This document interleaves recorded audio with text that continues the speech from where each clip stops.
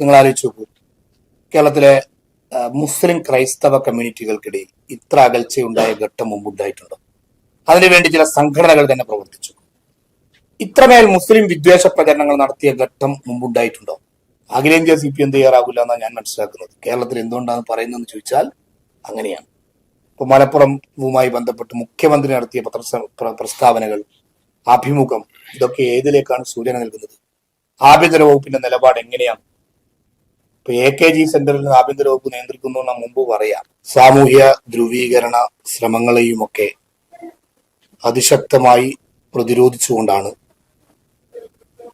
വലിയ വിജയം UDF-ന് നൽകിക്കൊണ്ട് ഈ തെരഞ്ഞെടുപ്പ് റിസൾട്ട് പുറത്തു വന്നത്.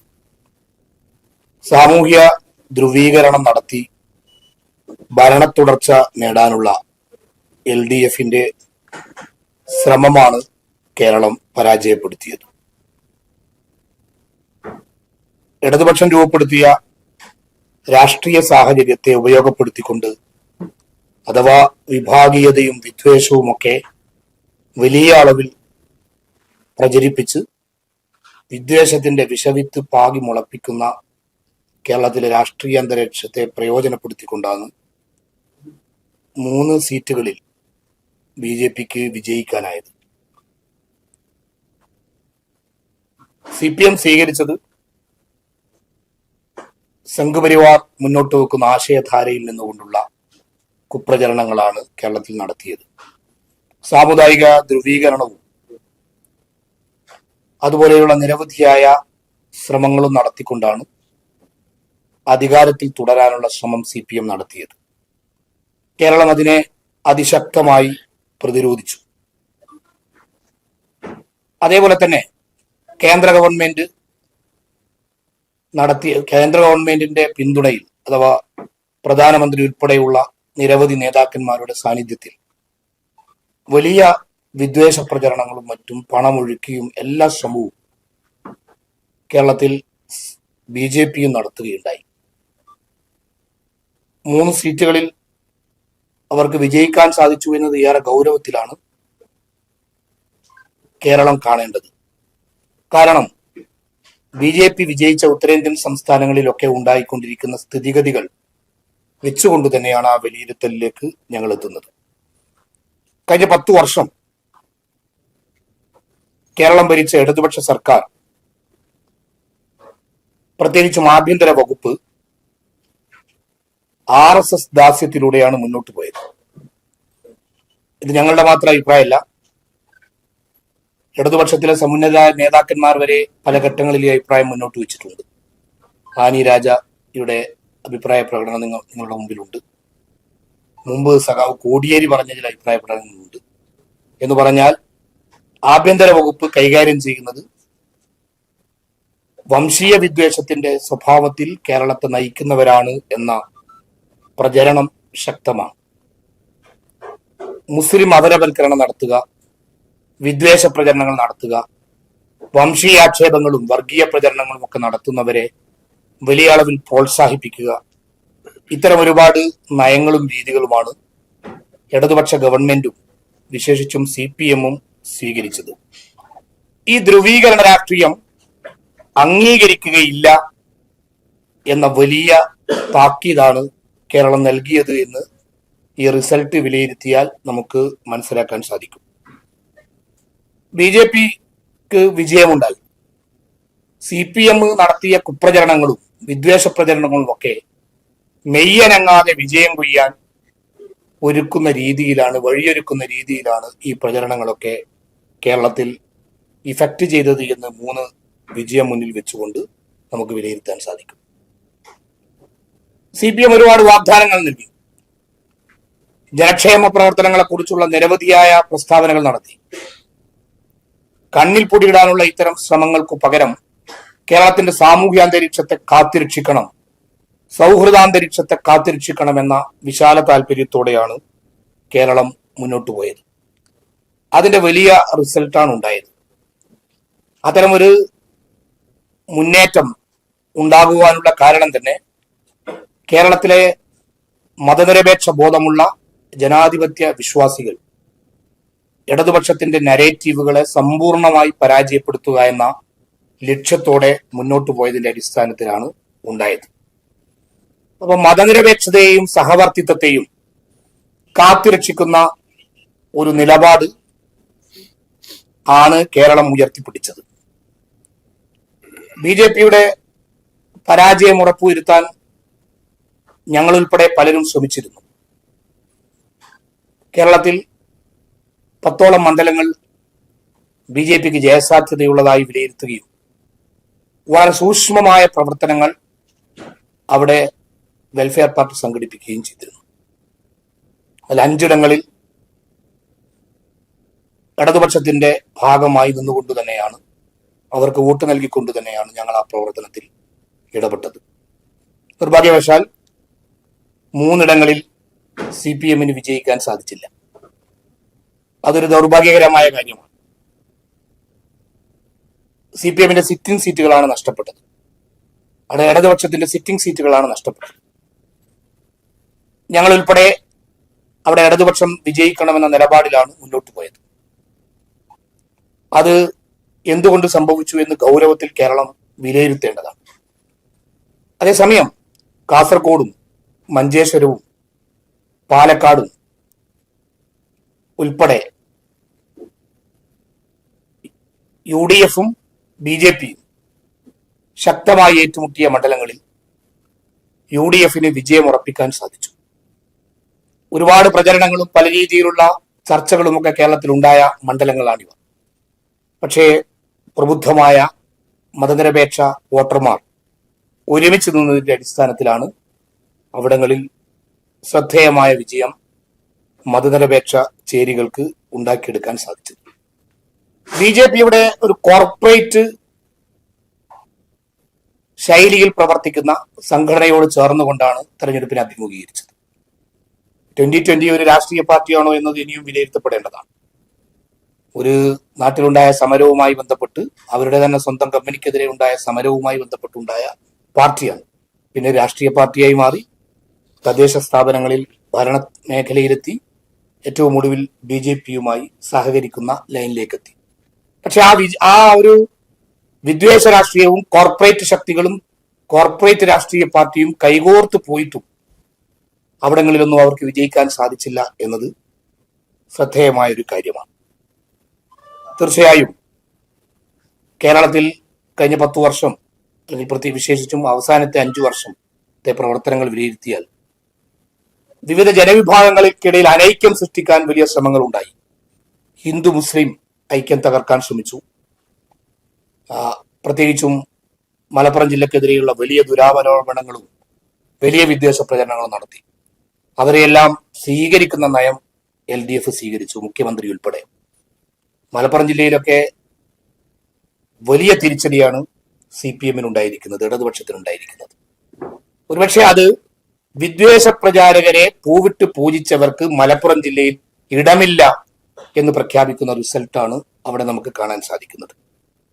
കാരണം അത് കേരളത്തിന്റെ സാമൂഹിക അന്തരീക്ഷത്തെ, സോഷ്യൽ ഫ്രെയിമിനെ തകർക്കുന്ന നിലപാടിലേക്കുള്ള ഒരു തിരിഞ്ഞു നടത്തമായിരുന്നു CPM നടത്തിയത്. ഇത്തരം സംഗതികൾ സൂക്ഷ്മമായി വിലയിരുത്തി മതനിരപേക്ഷതയെ ശക്തമായി വളർത്തിയെടുക്കാനുള്ള ശ്രമങ്ങൾ രാഷ്ട്രീയ പാർട്ടികൾ നടത്തണമെന്നാണ് ഞങ്ങൾക്ക് ആവശ്യപ്പെടാനുള്ളത്. അതേപോലെ തന്നെ CPMന്റെ ചില കോട്ടകളിൽ വിള്ളലുകളുണ്ടായ, കോട്ട എന്നുള്ള പ്രയോഗത്തിനൊന്നും യാതൊരു അർത്ഥമില്ല എന്നാണ് ഇപ്പോൾ കേരളം ഉറക്കെ പറയുന്നത്. അതിന്റെ വിശദാംശങ്ങളൊക്കെ നമുക്കറിയാം. നേതാക്കന്മാരെ അണികൾ തിരുത്തുന്നു എന്ന സന്ദേശം ഉയർത്തിക്കൊണ്ടാണ് പയ്യന്നൂരിൽ സ്ഥാനാർത്ഥി മത്സരിച്ചത്. UDFന്റെ പിന്തുണ കൂടിയായപ്പോൾ അദ്ദേഹം വിജയിച്ചു. ഇടതുപക്ഷത്തെ തിരുത്താൻ CPM അണികൾ തന്നെ തയ്യാറാകുന്നു എന്നതാണ് ഈ തെരഞ്ഞെടുപ്പിന്റെ ഏറ്റവും വലിയ ഒരു കാര്യമെന്നാണ് നമുക്ക് മനസ്സിലാക്കാൻ സാധിക്കുന്നത്. എന്ന് പറഞ്ഞാൽ മതനിരപേക്ഷ മൂല്യബോധത്തിൽ നിന്ന് തിരിച്ചു നടക്കാൻ തീരുമാനിച്ചാൽ വലിയ പ്രതിരോധം അവരവരുടെ സംഘടനകളിൽ തന്നെ ഉണ്ടാകുമെന്ന് ഇടതുപക്ഷത്തെ ബോധ്യപ്പെടുത്തുന്ന റിസൾട്ട് കൂടിയാണിത്.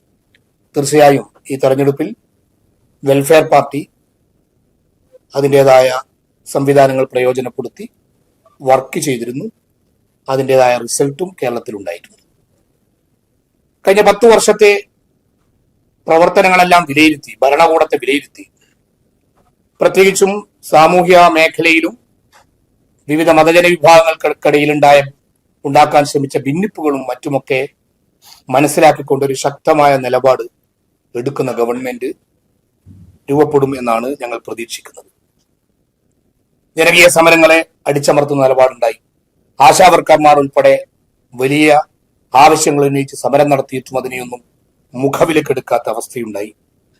അത്തരം ഒരുപാട് സാഹചര്യങ്ങൾ മുമ്പിൽ വെച്ചുകൊണ്ടാണ് ജനങ്ങൾ ഈ തെരഞ്ഞെടുപ്പിൽ ഇടതുപക്ഷത്തിനെതിരെ നിലപാട് സ്വീകരിച്ചത്. നിരവധി ദളിത് സംഘടനകൾ ഈ തെരഞ്ഞെടുപ്പിൽ പരസ്യമായി UDF-ന്റെ കൂടെ നിന്നു.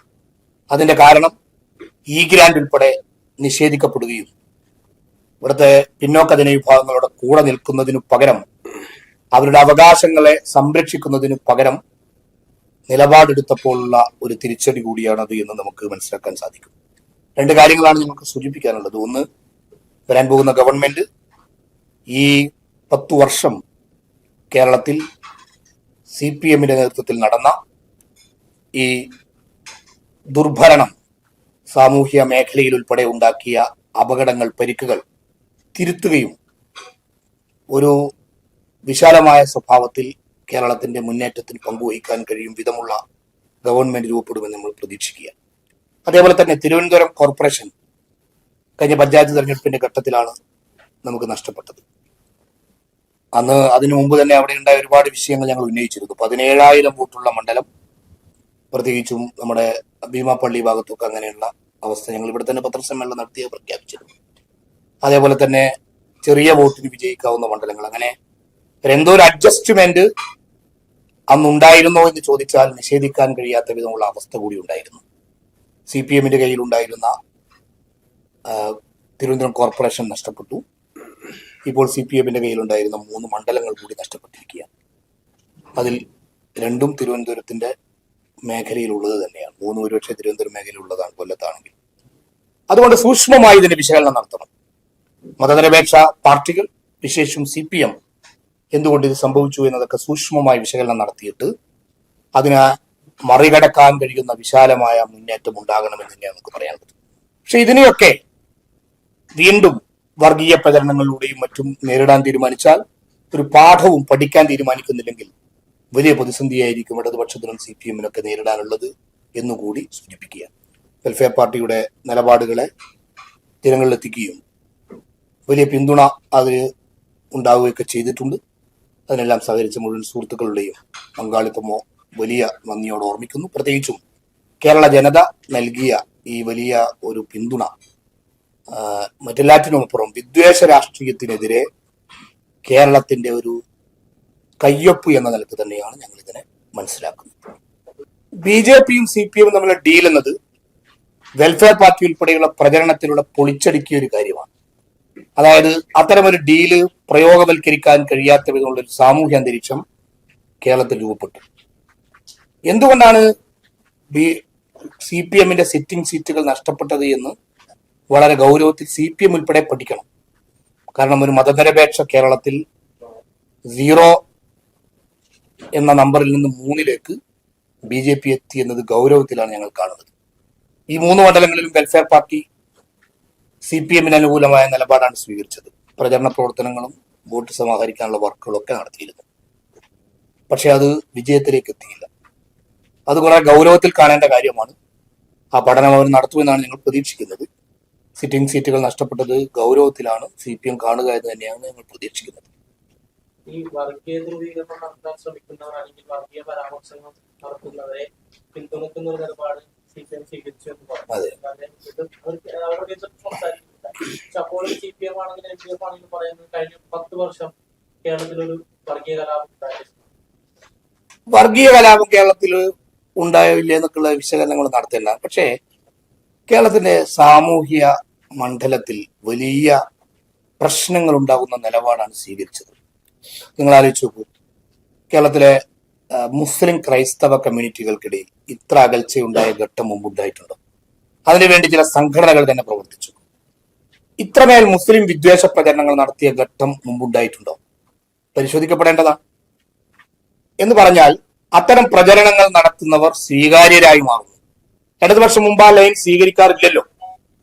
അതിനെ നഖശികാന്തം എതിർക്കുന്ന നിലപാടുകളായിരുന്നു മുൻകാലങ്ങളിൽ സ്വീകരിച്ചിരുന്നത്.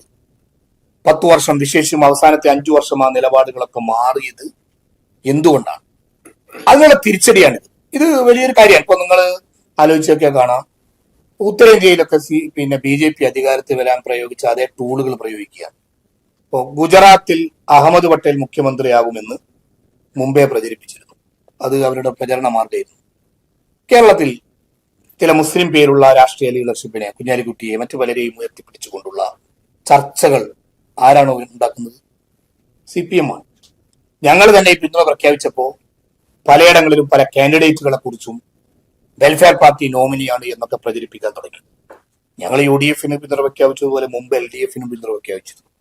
ആ ഘട്ടത്തിലൊന്നും സ്ഥാനാർത്ഥി നിർണയത്തിലൊന്നും ഞങ്ങൾ യാതൊരു ഇടപെടലും നടത്തിയിട്ടില്ല. അതിന്റെ ആവശ്യമില്ല. ഞങ്ങൾ പുറത്തു നിന്ന് പിന്തുണക്കുന്ന ഒരു കക്ഷിയാണ്. പക്ഷേ ചില പ്രചരണങ്ങൾ നടക്കുന്നു. ഞങ്ങളെ കോഴിക്കോട് ജില്ലയിലെ ഞാൻ താമസിക്കുന്ന പേരാമ്പ്ര മണ്ഡലത്തിലാണ് അത്ര വലിയ പ്രചരണങ്ങളൊക്കെ നടത്തിയത്. എന്തിനാണ് ഈ പ്രചരണങ്ങളൊക്കെ നടത്തുന്നത്? സ്വാഭാവികമായ തെരഞ്ഞെടുപ്പ് രാഷ്ട്രീയത്തിൽ നടത്തേണ്ട പ്രചരണങ്ങൾ നടത്താം. അതിനപ്പുറം സമുദായം, മതം, ജാതി ഇതൊക്കെ നോക്കി പ്രചരണങ്ങൾ നടത്തുക, BJP നരേറ്റീവുകൾ ആ സ്വഭാവത്തിൽ CPM പ്രചരിപ്പിക്കുക, ഇതാണ് ഞാൻ സൂചിപ്പിച്ചത്. വലിയ അളവിൽ വിദ്വേഷ പ്രചരണങ്ങൾ നടന്നു വരുന്നത്. ആലോചിച്ച് നോക്കൂ, മാറാട് കലാപം നമ്മൾ ഒരിക്കലും ഓർമ്മിക്കാൻ ആഗ്രഹിക്കാത്ത വലിയൊരു കലാപമാണ്. ആരാ പറഞ്ഞത് ഇവിടെ UDF അധികാരത്തിൽ വന്നാൽ മാറാട് കലാപം ആവർത്തിക്കുന്നു? എന്തിനാണത് പറയുന്നത്? ചെറിയ ആളല്ലല്ലോ പറഞ്ഞത്. AK ബാലൻ അത് പറയുന്നു, മറ്റു പലരും ഏറ്റെടുക്കുന്നു. എന്തിനാണ് അങ്ങനെ പറയുന്നത്? ഇത് തന്നെയാണ് ഞാൻ പറയുന്നത്, വിദ്വേഷ പ്രചരണങ്ങൾ നടന്നു എന്നത്. അതിനെ ചെറുത്തു തോൽപ്പിക്കേണ്ടത് ആവശ്യമാണ്. അത് ഒരു സോഷ്യൽ എഞ്ചിനീയറിംഗിന്റെ ഭാഗമായി തെരഞ്ഞെടുപ്പ് രാഷ്ട്രീയത്തിൽ വിജയിക്കാൻ വേണ്ടി അവർ രൂപപ്പെടുത്തിയതാണെങ്കിൽ, ഏതെങ്കിലും PR ഏജൻസി പറഞ്ഞിട്ട് നടത്തിയതാണെങ്കിൽ അതിനെയൊക്കെ തിരിച്ചറിഞ്ഞ് ഒഴിവാക്കേണ്ട കാലമായിരിക്കുന്നു എന്നാണ് ഞങ്ങൾ പറയുന്നത്. ആ താക്കീതാണ് CPM ഇടതുപക്ഷത്തിന് കേരളം നൽകിയിരിക്കുന്നത്. അത് തിരിച്ചറിയാനും ഉൾക്കൊള്ളാനും കഴിയാതെ വേറെ ചില വർത്തമാനങ്ങൾ പറഞ്ഞു പോയാൽ ഒരിക്കലും അത് കേരളത്തില് CPM നിലനിൽപ്പ് തന്നെ ചോദ്യം ചെയ്യപ്പെടുന്ന അവസ്ഥയിലാക്കും എത്തുക എന്നതും കൂടി അവർ മനസ്സിലാക്കണമെന്നാണ് നമുക്ക് പറയാം. അവസാനത്തെ ഇടതുപക്ഷ സർക്കാർ അതെ, ഈ സമയത്ത് ഒരു സംഘടിത രാഷ്ട്രീയ പാർട്ടി അതിനെ UDF അധികാരത്തിൽ വരുമ്പോൾ ആ ഇടതുപക്ഷം ഇല്ലാതാവുമ്പോൾ ഒരുപാട് മനസ്സുകൾ അതിനെ ഇതാക്കുന്നു. അപ്പൊ അതിനെങ്ങനെയാണ് അതിനോട് ആഹ്ലാദം പ്രകടിപ്പിച്ചൊരു വാർത്താസമ്മേളനം നടത്തിയപ്പോൾ ഞങ്ങൾ യാതൊരു ആഹ്ലാദവും അതിൽ പ്രകടിപ്പിക്കുന്നില്ല. ഞങ്ങൾ നിങ്ങളോട് പറഞ്ഞ വാക്കുകളിലെല്ലാം യഥാർത്ഥ ലൈനിലേക്ക് ഇടതുപക്ഷം തിരിച്ചു വരണമെന്നാണ് ഞങ്ങൾ പറയുന്നത്. അത് ഞങ്ങൾക്ക് യാതൊരു സംശയമില്ല. CPM ഇടതുപക്ഷവും എത്തിച്ചേർന്നിരിക്കുന്ന പ്രതിസന്ധി അവർ തിരിച്ചറിയണം. ഇത് കുറെ കാലമായി പറയുന്നതാണ്. ഞങ്ങൾ ഏറ്റവും കൂടുതൽ കൈകാര്യം ചെയ്തു, പല രൂപത്തിൽ വിമർശിക്കപ്പെടുകയൊക്കെ ചെയ്തത് CPM ഈ കഴിഞ്ഞ കുറച്ചു കാലത്തെ ചരിത്രം പരിശോധിച്ചാൽ നമുക്കത് കാണാം. അപ്പൊ ഞങ്ങൾ പറയുന്നത് ഇടതുപക്ഷം തകരരുത് എന്നാണ്. ഞങ്ങൾ മാത്രമല്ല, തെരഞ്ഞെടുപ്പിന് മുമ്പേ കേരളത്തിലെ നിരവധിയായ സാംസ്കാരിക പ്രവർത്തകർ ഇത് പറഞ്ഞു. സച്ചിദാനന്ദൻ മാഷ് പറഞ്ഞു. CPM ഇടതുപക്ഷത്തിന്റെയും കൂടെ സഞ്ചരിച്ച സാംസ്കാരിക മേഖലയിലെ ശ്രദ്ധേയരായ വ്യക്തിത്വങ്ങൾ പലതും പറഞ്ഞു. എന്തുകൊണ്ടാന്ന് ചോദിച്ചാൽ ഇടതുപക്ഷം നിലനിൽക്കണമെന്ന് നമുക്ക് യാതൊരു തകരണം നമുക്ക് ആർക്കും അഭിപ്രായമില്ല. പ്രത്യേകിച്ച് ഇന്ത്യയിൽ വംശീയ ഫാസിസത്തിനെതിരെ നിലപാട് സ്വീകരിക്കാൻ കഴിയുന്ന പ്രസ്ഥാനങ്ങളിൽ ശ്രദ്ധേയമായ ഒരു പ്രസ്ഥാനമാണ് CPM. പക്ഷേ അവർ ലൈൻ മാറിയാൽ എന്ത് ചെയ്യും? ഇന്ത്യയിലെ CPM കുറിച്ചല്ല ഞങ്ങൾ പറയുന്നത്. കേരളത്തിലെ CPM രീതി അതിൽ നിന്ന് ഭിന്നമാണ് എന്ന് അനുഭവങ്ങൾ വെച്ചുകൊണ്ട് നമുക്ക് പറയാൻ കഴിയും. ഇത്രമേൽ വിദ്വേഷ പ്രചരണം നടത്തിയ ഒരാളെ സ്വീകരിക്കാൻ അഖിലേന്ത്യാ CPM തയ്യാറാകില്ല എന്നാണ് ഞാൻ മനസ്സിലാക്കുന്നത്. കേരളത്തിൽ എന്തുകൊണ്ടാണ് പറയുന്നതെന്ന് ചോദിച്ചാൽ അങ്ങനെയാണ്. ഇപ്പൊ മലപ്പുറവുമായി ബന്ധപ്പെട്ട് മുഖ്യമന്ത്രി നടത്തിയ പ്രസ്താവനകൾ, അഭിമുഖം, ഇതൊക്കെ ഏതിലേക്കാണ് സൂചന നൽകുന്നത്? ആഭ്യന്തര വകുപ്പിന്റെ നിലപാട് എങ്ങനെയാണ്? ഇപ്പൊ AKG സെന്ററിൽ നിന്ന് ആഭ്യന്തര വകുപ്പ് നിയന്ത്രിക്കുന്നു എന്ന് മുമ്പ് പറയാം. അങ്ങനെയല്ല എന്ന് പറഞ്ഞത് ആരാണ്? ആനി രാജയെ പോലെയുള്ള പ്രഗത്ഭരാണ്. ഇതെന്തുകൊണ്ടാണ് പറയേണ്ടി വരുന്നത്? അത് തിരുത്തണം. അത് തിരുത്തി ഇടതുപക്ഷം ശക്തമായി തിരിച്ചു വരണം എന്ന് തന്നെ നമ്മൾ പറയുന്നത്. ഇല്ലെങ്കിൽ സംഘപരിവാറിനെ പ്രതിരോധിക്കാനുള്ള മതനിരപേക്ഷ ചേരികൾ ഇല്ലാതാകുമെന്ന് ഞങ്ങൾ അഭിപ്രായം. ഇത് BJP തന്ത്രാണല്ലോ, നമുക്കറിയാം. വെസ്റ്റ് ബംഗാളിൽ ഏറ്റവും ഇന്നലത്തെ റിസൾട്ട് ഏറെ ഗൗരവത്തിലാണ് നമ്മൾ കാണേണ്ടത്. അവിടെ പ്രതിരോധം തീർക്കാനുണ്ടായിരുന്ന TMC പരാജയപ്പെടുകയാണ്, മുഖ്യമന്ത്രി ഉൾപ്പെടെ പരാജയപ്പെടുക. എന്തുകൊണ്ടെന്ന് ചോദിച്ചാൽ അതിന് പല മാനങ്ങളും വന്നുകൊണ്ടിരിക്കുന്നുണ്ട്. അതിന്റെ വിശദാംശങ്ങൾ ഇനിയും പുറത്തു വരേണ്ടതാണ്. ഇലക്ട്രൽ തട്ടിപ്പുകളും മറ്റുമൊക്കെ ചർച്ചയിൽ വരുന്നുണ്ട്. ലക്ഷക്കണക്കായ നിരവധി ആളുകളുടെ വോട്ട് SIR തള്ളിയത് വരുന്നു. ഇനി എന്തവസ്ഥയിലേക്കാണ് വെസ്റ്റ് ബംഗാൾ എത്തുക എന്നതൊക്കെ മറ്റൊരു ചർച്ചയാണ്. ഇതൊരു ഗൗരവത്തിലാണ് കാണേണ്ടത്. അതുകൊണ്ട് നമ്മൾ പറയുന്നത് ഇടതുപക്ഷം അതിന്റെ യഥാർത്ഥ മൂല്യങ്ങൾ തിരിച്ചു പിടിക്കണം. അത് തന്നെയാണ് ഞങ്ങളുടെ അഭിപ്രായം. ഞങ്ങളുമായി രാഷ്ട്രീയ വിയോജിപ്പുകൾ പലതുണ്ട്, അതല്ല ഞങ്ങൾ ഉന്നയിക്കുന്നത്. പകരം ഇവർ സ്വീകരിച്ച ഒരുപക്ഷെ ഭരണത്തിന്റെ പോരായ്മകളെക്കാൾ ഏറ്റവും അപകടകരമായ രീതിയാണ് സോഷ്യൽ ഫാബ്രിക്കിനെ തകർക്കുന്ന രീതിയിൽ അവർ സ്വീകരിച്ച നിലപാട് എന്നാണ് ഞങ്ങൾ പറയുന്നത്.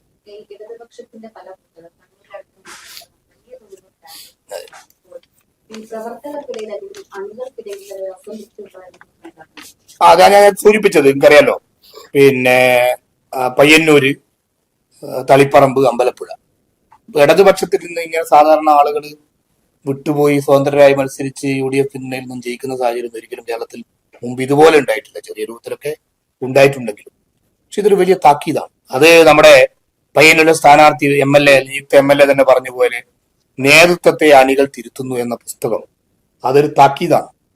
അത് തന്നെയല്ലേ സംഭവിച്ചത്. ഇപ്പോ ധർമ്മടത്തൊക്കെ ഭൂരിപക്ഷം നിങ്ങൾ തന്നെ റിപ്പോർട്ട് വളരെ ചാനൽ കാണുമ്പോൾ നമുക്ക് ബോധ്യപ്പെട്ടതാണ് എത്ര ഉദ്യോഗജനകമായിട്ടാണ് ഓരോരുത്തർ റിപ്പോർട്ട് ചെയ്തത്. 5 റൗണ്ട് വരെ അല്ലെ 6 റൗണ്ട് വരെ പിണറായി വിജയൻ പിന്നിൽ നിൽക്കുകയാണ്. 50,000-ലധികം വോട്ടിന് ജയിച്ച അല്ല എത്രത്തോളം വലിയ ഭൂരിപക്ഷത്തിൽ ജയിച്ച മണ്ഡലത്തിൽ ജയിച്ചത് അല്ലെങ്കിൽ തോൽവിക്കടുത്തുള്ള ജയം എന്നൊക്കെ പറയാവുന്ന രൂപത്തിലാണ് ജയിച്ചത്. ഇതൊരു താക്കീതല്ലേ? അതായത് കേരളത്തിലെ മുഖ്യമന്ത്രിയെ തന്നെ ധർമ്മടം പാഠപ്പഠിപ്പിച്ചു എന്ന് പറഞ്ഞാൽ അതിന്റെ അർത്ഥം തിരുത്തലുകൾക്ക് തയ്യാറാകണമെന്നാണ്. ഇപ്പോ അതിന് പല കാരണങ്ങളുണ്ട്. അതിലേറ്റവും പ്രധാനം ഇടതുപക്ഷ പ്രവർത്തകർ CPM പ്രവർത്തകർ തന്നെ ഒരു തിരുത്തൽ ആഗ്രഹിക്കുന്നു എന്നതാണ്. ആ തിരുത്തൽ കേരളം കൂടി ആഗ്രഹിക്കുന്നു എന്ന് തന്നെയാണ് ഈ തെരഞ്ഞെടുപ്പ് റിസൾട്ട് പ്രഖ്യാപിക്കുന്നത്. അത് വേണം, സംഭവിക്കണം എന്നാണ് അഭിപ്രായം. തദ്ദേശ തെരഞ്ഞെടുപ്പിൽ പാർട്ടി പരസ്യമായി നിയമസഭാ തെരഞ്ഞെടുപ്പും പിന്തുണ ഇനി സർക്കാർ അധികാരത്തിൽ വന്നാൽ നിലവിലെ സാമൂഹ്യ സാഹചര്യം മാറ്റാവുന്ന രാഷ്ട്രീയം അവർക്കുണ്ടോ? നിങ്ങൾ മുന്നോട്ട് വെക്കുന്ന രാഷ്ട്രീയം അവർക്കുണ്ടോ എന്ന് വിശ്വസിക്കുന്നുണ്ട്? പ്രത്യേകിച്ച് കോൺഗ്രസിന്റെ ഹിന്ദുത്വത്തെയൊക്കെ വെൽഫെയർ പാർട്ടി രാഷ്ട്രീയപരമായി തന്നെ ദേശീയ തലത്തിലൊക്കെ ചോദ്യം ചെയ്യുന്ന സന്ദർഭം കൂടി. ഇപ്പോ ഇവിടെ നിങ്ങൾ പറയുന്ന ഈ സാമൂഹ്യ സാഹചര്യത്തെ മാറ്റാനുള്ള രാഷ്ട്രീയം UDF ഉണ്ട് എന്ന് വിശ്വസിക്കുന്നുണ്ട്. അല്ല, ഇന്ത്യയിലെ ഇപ്പോൾ നമുക്കറിയാം, ഇപ്പൊ ഇന്ത്യയിൽ BJP ഭരണത്തിലാണ്. BJPയെ പ്രതിരോധിക്കാൻ ഇന്ന് ഇന്ത്യ രാജ്യത്ത് നേതൃത്വം കൊടുക്കുന്നത് ഇന്ത്യ മുന്നണിയാണ്. ഇന്ത്യ മുന്നണിയിലെ ലീഡിംഗ് പൊസിഷനിലുള്ളത് കോൺഗ്രസ് ആണ്.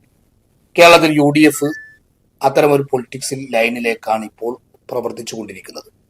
ഏതായിരുന്നാലും കേരളത്തിൽ 10 വർഷം ഭരിച്ച ഇടത് സർക്കാരിന്റെ നയനിലപാടുകളെ പ്രതിരോധിക്കാൻ ഉള്ള ഒരു അനിവാര്യ വഴി എന്ന നിലക്കാണ് കേരളം ഈ തെരഞ്ഞെടുപ്പിനെ കണ്ടത്. കാരണം ഇല്ലെങ്കിൽ സംഭവിക്കുക ത്രിപുരയിൽ സംഭവിച്ചതാണ്, ഇപ്പോൾ വെസ്റ്റ് ബംഗാളിൽ സംഭവിച്ചതാണ്. നിരവധി വർഷം അവിടെ ത്രിപുരയിലൊക്കെ CPM ഭരിച്ചു. മതനിരപേക്ഷ ചേരിയെ ദുർബലപ്പെടുത്താൻ വളരെ ബോധപൂർവമായ ശ്രമം BJP നടത്തി. ആ ശ്രമമാണ് കേരളത്തിൽ നടത്തുന്നത് എന്ന് ഞങ്ങൾ പറയുന്നത്.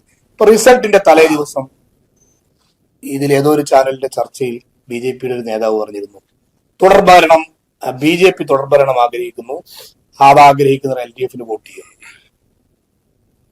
അങ്ങനെയൊക്കെ എന്താ ഒരു BJP ലീഡർ എന്താ 6 പ്രസ്താവനകൾ ഞങ്ങൾ തന്നെ മുമ്പത്തെ ഒരു പത്രസമ്മേളനത്തിൽ ഞങ്ങൾ മുമ്പിൽ വെച്ചിരുന്നു. എന്തിനാണ് അങ്ങനെ പറയുന്നത്? BJP ജയിക്കണം എന്ന് പറയട്ടെ, LDF ജയിക്കണം എന്തിനാണ് അവർ പറയുന്നത്? അതിന്റെ ഒരു തന്ത്രം തിരിച്ചറിഞ്ഞു എന്നതാണ് കേരളം ഈ തെരഞ്ഞെടുപ്പിലൂടെ അതിശക്തമായ പ്രഹരം CPMനും ഇടതുപക്ഷത്തിനും കൊടുത്തതിന്റെ കാരണമെന്നാണ് ഞങ്ങൾ മനസ്സിലാക്കുന്നത്. UDFന്റെ ഭരണത്തെ ഞങ്ങൾ പ്രതീക്ഷയോടെയാണ് കാണുന്നത്. കാരണം അതൊരു ഇൻക്ലൂസീവ് പൊളിറ്റിക്സിന്റെ ലൈനിൽ നിന്ന് മുന്നോട്ട് പോകുന്ന ഞങ്ങൾ പ്രതീക്ഷിക്കുകയാണ്. നിങ്ങൾക്കും അതിൽ ബാധ്യതയുണ്ട്.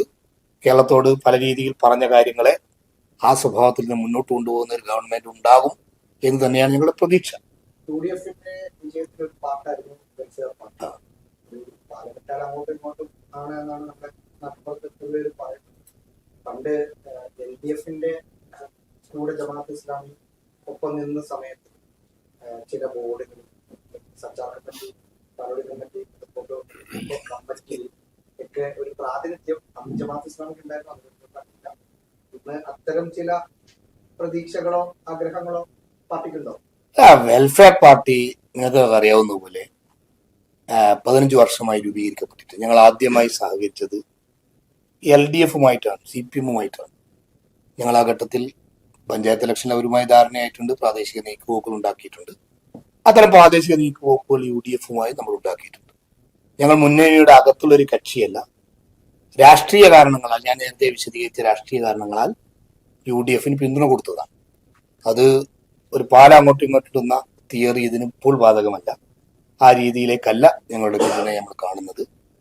പിന്നെ പുറത്തു നിന്നുകൊണ്ട് ഒരു രാഷ്ട്രീയ കാരണത്താൽ, ഒരു പൊളിറ്റിക്കൽ കോസിനെ മുൻനിർത്തി ഞങ്ങൾ ഉയർത്തിയ ഒരാശയത്തിൽ നിന്നുകൊണ്ടാണ് പിന്തുണ കൊടുത്തത്. അത് ആ സ്വഭാവത്തിൽ തന്നെയാണ് മുന്നോട്ട് പോവുക. ഇപ്പോൾ ഏതായിരുന്നാലും ഒരു മുന്നണി പ്രവേശനത്തിന്റെ ചർച്ചയും മറ്റും ഞങ്ങൾ ഉണ്ടായി വന്നിട്ടില്ല. എല്ലാ മുന്നണി പ്രവേശനം ചർച്ചയെന്നൊക്കെ അടഞ്ഞ അധ്യായം ഒന്നും ഞങ്ങളുടെ മുമ്പിൽ അഭിപ്രായമില്ല. ഞങ്ങളൊരു രാഷ്ട്രീയത്തെ പ്രതികരിക്കുന്ന പ്രസ്ഥാനമാണ്. ഇവിടുത്തെ ഭൂമിയുടെ രാഷ്ട്രീയം, സാമൂഹ്യ നീതിക്ക് വേണ്ടിയുള്ള പോരാട്ടങ്ങൾ, സംവരണത്തിന് വേണ്ടിയുള്ള പോരാട്ടങ്ങൾ, ഇത്തരം വിഷയങ്ങൾ, ജാതി സെൻസസ് പോലെയുള്ള വിഷയങ്ങളൊക്കെ ഏറ്റെടുക്കുന്ന ഒരു പ്രസ്ഥാനമാണ്. ആ രാഷ്ട്രീയത്തെ ശക്തിപ്പെടുത്താൻ കഴിയുന്ന രൂപത്തിലുള്ള രാഷ്ട്രീയ സഹകരണവും ഇടപെടലും ഒക്കെ ഉണ്ടാക്കിയെടുക്കുന്നതിന് തടസ്സമല്ല. ഇപ്പോൾ പാലിട്ടിട്ടില്ല, നമ്മളൊരു പുറത്തു നിന്നൊരു സഹകരണം ഉണ്ടാക്കുകയാണ് ചെയ്തത്. പാലിട്ടാ പാലത്ത് മുകളിൽ കടന്ന് അപ്പുറം എത്തുമല്ലോ. അധികാരമല്ലേ പ്രധാനപ്പെട്ടത്? ഭാഗമായി അല്ല, അതിൽ നമുക്ക് അഭിപ്രായ വ്യത്യാസമില്ല. പവർ പൊളിറ്റിക്സ് നിർണായകമാണ്. പക്ഷേ ഞങ്ങൾ ഉയർത്തുന്ന രാഷ്ട്രീയത്തിന് തന്നെ പവർ പൊളിറ്റിക്സിൽ ഇടം കിട്ടുന്ന സ്വഭാവത്തിലുള്ള ഒരു മുന്നണി പ്രവേശനം ഒക്കെയാണ് സംഭവിക്കേണ്ടത്. ഇപ്പോൾ അതിലേക്ക് എത്തിയിട്ടില്ല എന്ന് നമുക്ക് അറിയാലോ. ഈ ആശയങ്ങളും കാഴ്ചപ്പാടുകളും ഉയർത്തിക്കൊണ്ടുള്ള പ്രക്ഷോഭങ്ങളൊക്കെ ഞങ്ങൾ നിരന്തരമായി നടത്തിയിട്ടുണ്ട്. അതിനനുസരിച്ചുള്ള സാമൂഹിക മാറ്റങ്ങളൊക്കെ ചെറിയ അളവിൽ രാഷ്ട്രീയ പ്രസ്ഥാനങ്ങളിലൊക്കെ മാറിക്കൊണ്ടിരിക്കുന്നുണ്ട്. ഒരു പുതിയ പൊളിറ്റിക്കൽ കോസ്, ഒരു സാമൂഹ്യ നീതിക്ക് വേണ്ടിയുള്ള പോരാട്ടത്തിന്റെ വഴിയായിട്ടാണ് രാഷ്ട്രീയ പ്രവർത്തനത്തെ ഞങ്ങൾ കാണുന്നത്. സാമ്പ്രദായികമായ പാലം മെഡൽ ഞങ്ങൾ ഇപ്പോൾ തീരുമാനിച്ചിട്ടില്ല. ബാക്കി കാര്യങ്ങളൊക്കെ ഓരോ ഘട്ടത്തിൽ മുന്നോട്ട് വരുമ്പോൾ നമുക്ക് സംസാരിക്കാവുന്നത്.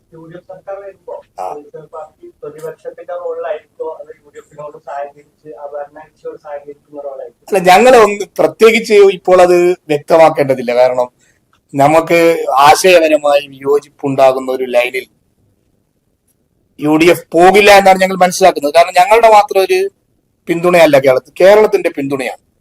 അതൊരു വിശാലമായ രാഷ്ട്രീയ താല്പര്യം മുമ്പിൽ വെച്ചുകൊണ്ടാണ്. അതിനെ മുഖവിലക്കെടുത്തുകൊണ്ടുള്ള ഒരു ഗവൺമെന്റ് ആയിരിക്കും ഉണ്ടാകുക എന്നാണ് ഞങ്ങൾ മനസ്സിലാക്കുന്നത്.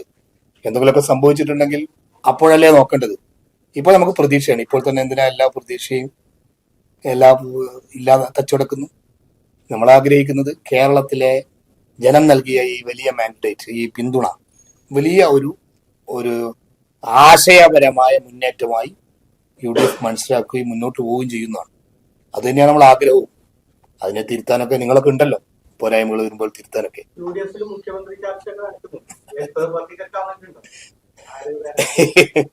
മുഖ്യമന്ത്രി ആരാകണമെന്ന് ഞങ്ങൾ അഭിപ്രായം പറയുന്നില്ല, പറയേണ്ട ആവശ്യമില്ല. ഞങ്ങള് പാലം കടന്ന് അങ്ങോട്ട് എത്താത്തൊരു കക്ഷി കൂടി ആയതുകൊണ്ട് പ്രത്യേകിച്ച് അതിൽ അഭിപ്രായം പറയേണ്ടിയില്ലല്ലോ. അതേസമയം ഞങ്ങൾക്ക് നിലപാടുണ്ട്. ഒരു കൃത്യമായ ഒരു രാഷ്ട്രീയ ആശയത്തെ മുമ്പിൽ വെച്ചുകൊണ്ടാണ് കേരള ജനത UDF-നെ പിന്തുണച്ചത്. ആ രാഷ്ട്രീയ ആശയങ്ങളും കുറെ കൂടി ഇൻക്ലൂസീവായ, ജനങ്ങളെല്ലാം സ്വീകരിക്കുന്ന വിവിധ ജനവിഭാഗങ്ങൾ, വിവിധ ആശയങ്ങൾ, വിവിധ കാഴ്ചപ്പാടുകൾ, വിശേഷിച്ചും വംശീയ വിദ്വേഷ പ്രചരണങ്ങൾക്കൊക്കെ അറുതി വരുത്താൻ കഴിയുന്ന ഒരു മുന്നേറ്റം ആണ് കേരളം ആഗ്രഹിക്കുന്നത്. ആ ഒരു ആശയമണ്ഡലത്തിൽ നിന്നുകൊണ്ടുള്ള ഒരു ഗവൺമെന്റ് നിലവിൽ വരുമെന്ന് നമ്മൾ പ്രതീക്ഷിക്കുകയാണ്. മന്ത്രിമാരാകണം, മുഖ്യമന്ത്രി ആരാകണമെന്നും ഞങ്ങൾ അഭിപ്രായം പറയുന്നില്ല. അതൊക്കെ ഉചിതമായ തീരുമാനം UDF എടുക്കും.